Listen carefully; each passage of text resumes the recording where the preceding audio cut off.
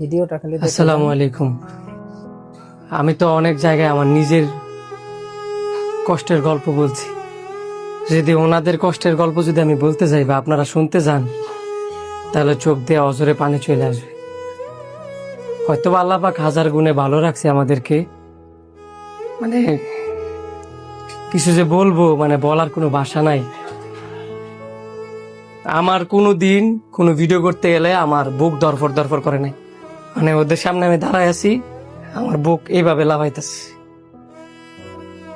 দাদারে অনেক ধন্যবাদ যে আমরা চাই সবসময় পাশে থাকার জন্য, কিন্তু সবাই তো কষ্ট করে। রাস্তায় অনেক মানুষ দেখি, কিন্তু এইখানে যারা আছে তাদের সবাই পরিবার হারা একবার, নাই কারো পাশে কেউ নাই।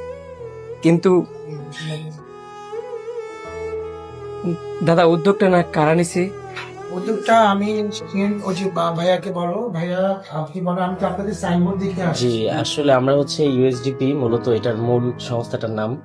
আমাদের উদ্যোগটা হচ্ছে মূলত আমরা গত 2019 সাল থেকেই এই কাজ করে যাচ্ছিলাম।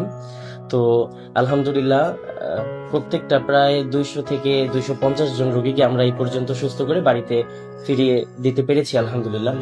আর আমি এই ভিডিওটা করতেছি এই কারণেই যে আপনাদের প্রতিবেশী বা আপনাদের আশেপাশে যাদের এমন খারাপ অবস্থা, কোথাও চিকিৎসা করাইতে পারতেছেন না, কোথাও দিতে পারতেছেন না, আমি বলবো ওনাদের সাথে যোগাযোগ করবেন।